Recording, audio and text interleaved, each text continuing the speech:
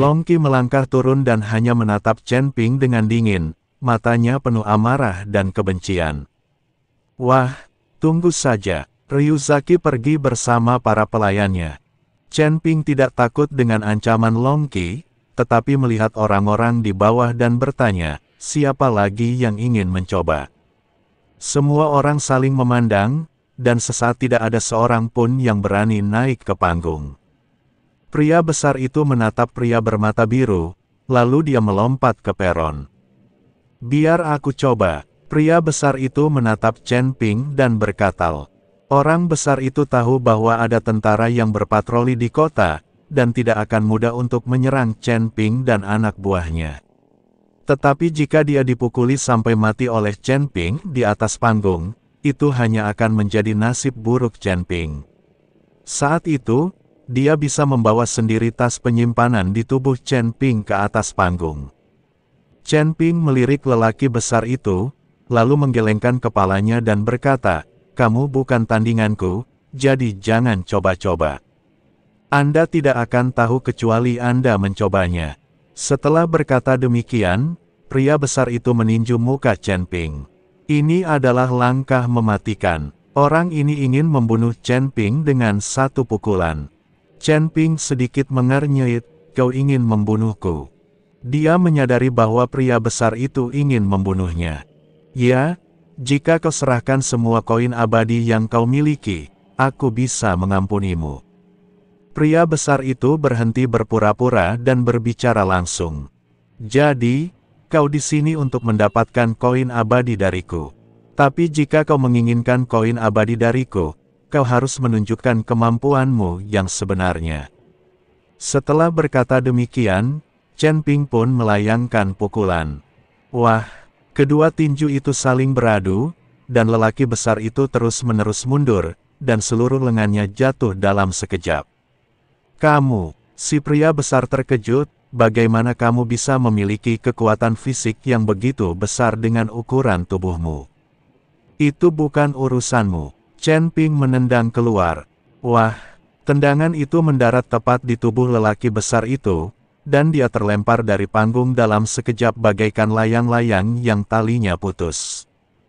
Kalian harus tahu bahwa formasi tersebut belum ditutup, dan orang besar itu tidak dapat menggunakan aura sihir. Begitu saja, dia melihat dirinya terjatuh ke arah peron. Semua orang berseru karena terkejut.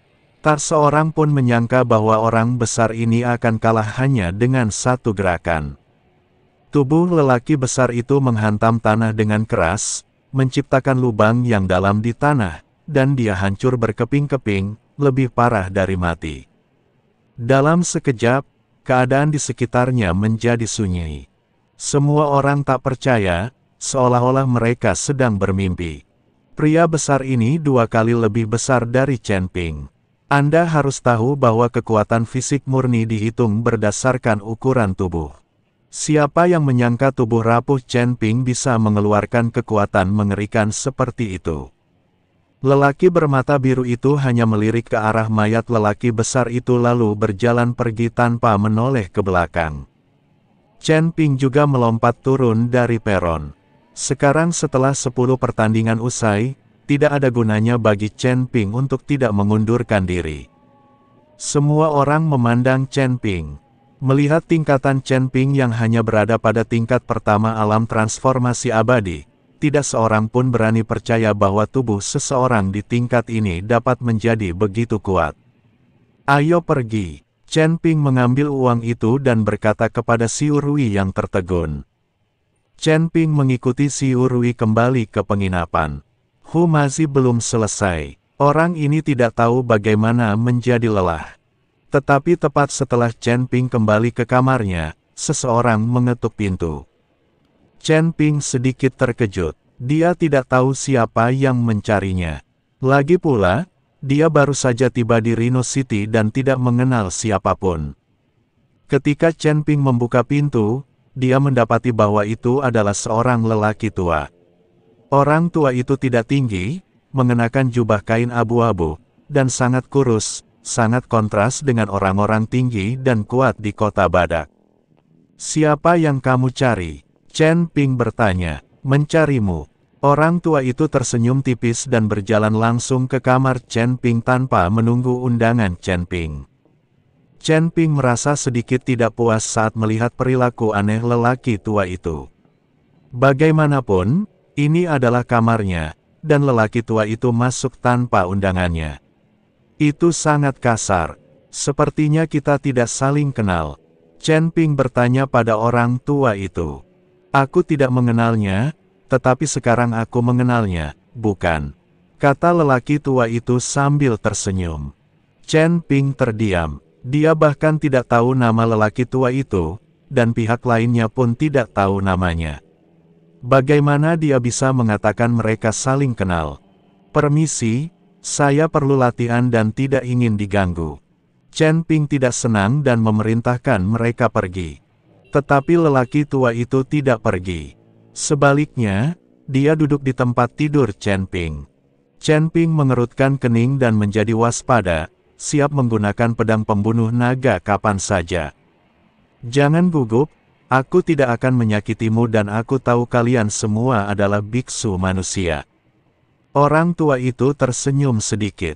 Ketika Chen Ping mendengar ini, dia menatap lelaki tua itu dan diam-diam membentuk formasi untuk menyegel seluruh ruangan. Karena lelaki tua itu tahu identitas manusianya, dia tidak bisa membiarkannya pergi. Orang tua itu juga menyadarinya, tetapi dia tidak mengatakan apa-apa. Sebaliknya, dia terus tersenyum dan berkata, "Sudah kubilang, kamu tidak perlu gugup. Karena aku tahu kamu manusia, aku tidak melaporkanmu, yang membuktikan bahwa aku tidak akan menyakitimu. Dan aku juga tahu bahwa kau dibawa ke sini dari alam surga oleh Dao Agung." Perkataan lelaki tua itu membuat Chen Ping semakin bingung. Dia tidak mengerti bagaimana orang tua itu tahu hal itu. Kalian harus tahu bahwa Chen Ping sudah memiliki aura klan binatang, jadi mustahil baginya untuk mendeteksinya. Dan dia datang dari alam surga, bagaimana kamu tahu hal ini? Tepat ketika Chen Ping ragu-ragu, senyuman di wajah lelaki tua itu tiba-tiba menghilang. Lalu dia mengulurkan tangan dan mencengkeram leher Chen Ping. Orang tua itu menyerang begitu cepat sehingga Chen Ping tidak punya waktu untuk menghindar. Apa yang akan kamu lakukan? Chen Ping tidak mengerti mengapa lelaki tua itu tiba-tiba menyerangnya. Katakan padaku, mengapa kau memiliki darah keluargaku? Orang tua itu bertanya pada Chen Ping. Garis keturunan keluargamu. Kamu dari keluarga mana? Chen Ping bertanya dengan bingung. Sejujurnya, saya juga seorang kultivator yang datang untuk menemukan alam surgawi. Saya telah dibimbing oleh Dao Agung selama ratusan tahun. Aku merasakan darah di tubuhmu dan tahu bahwa kau pasti berasal dari alam surgawi. Namun, aku tidak pernah ingat bahwa ada orang sepertimu di keluarga kita.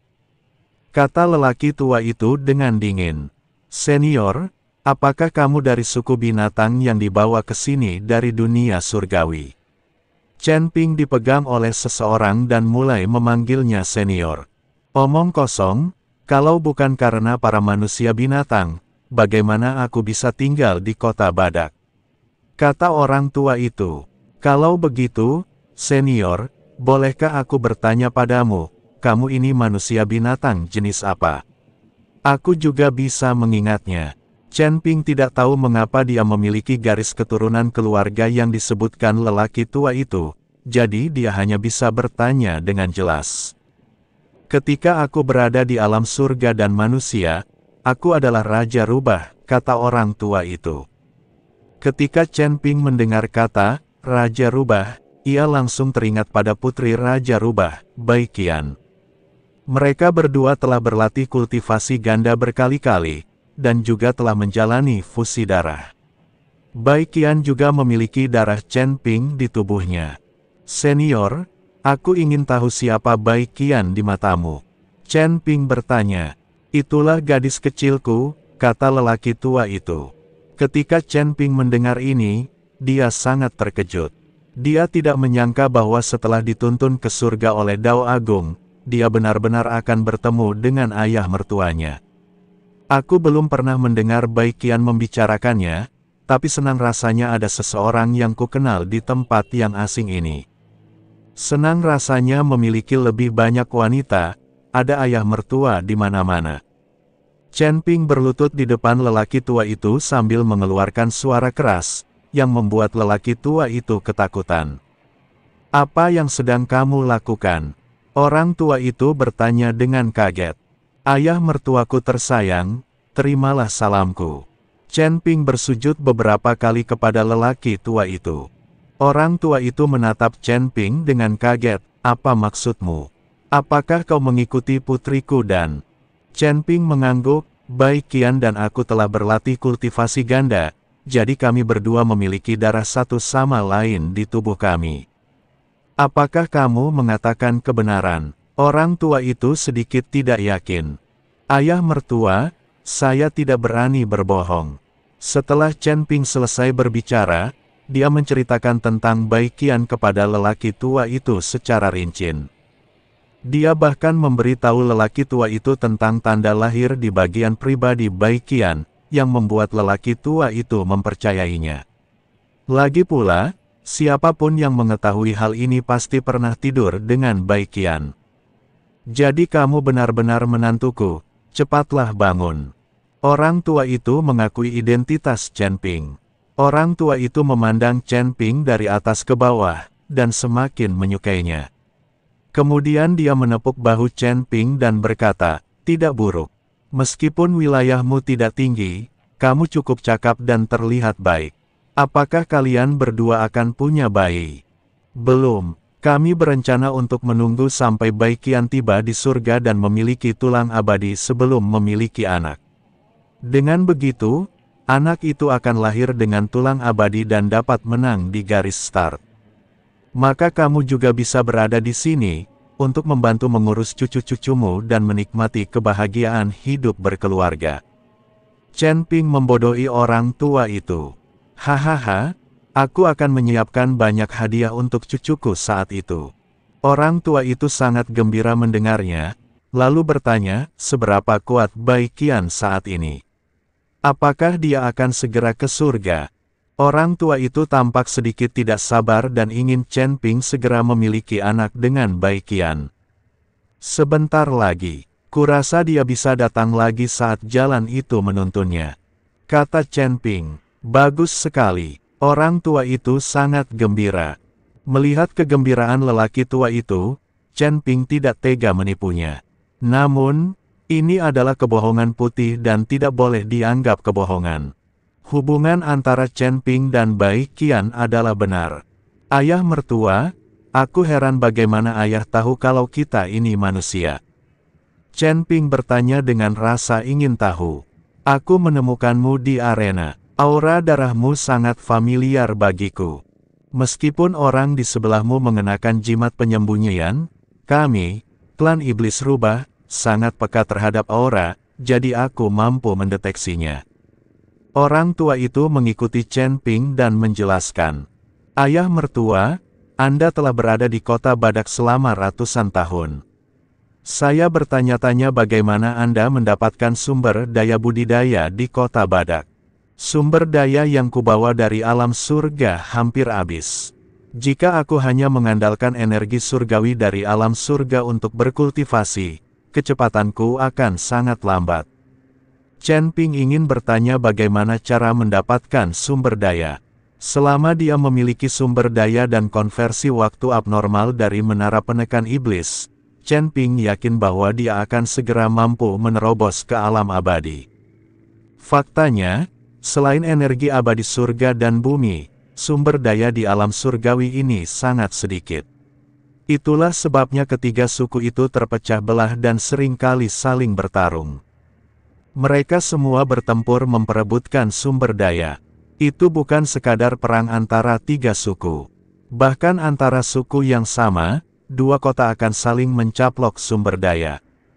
Tetapi jika kamu ingin mencari sumber daya untuk kultivasi, maka carilah cara untuk memasuki City Lord's Mansion sebagai penyembah. Dengan begitu, kamu bisa mendapatkan banyak sumber daya. Di rumah tuan kota, orang-orang akan dibawa keluar kota secara berkala untuk menjarah sumber daya di hutan neraka. Atau kau bisa pergi ke pasar gelap untuk bertarung.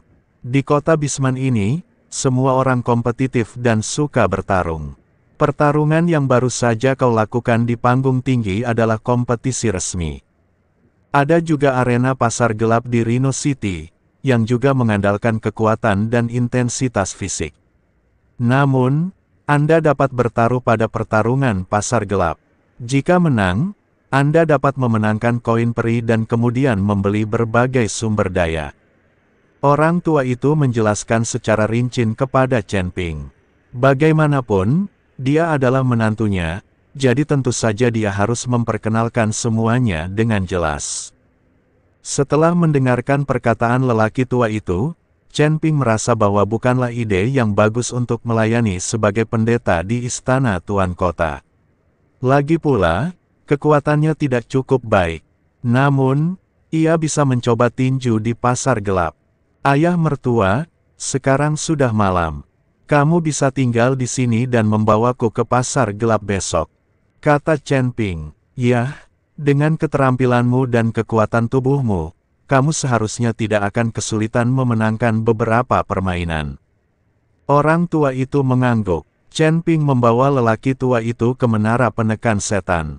Waktu berlalu dengan cepat di sini, dan 1 malam berkultivasi setara dengan 10 malam di luar. Melihat menara penekan setan milik Chen Ping dan mendengarkan Chen Ping menjelaskan kemampuannya, lelaki tua itu juga sangat terkejut. Menantu laki-lakiku tersayang, kamu benar-benar mampu. Orang tua itu semakin menyukai Chen Ping.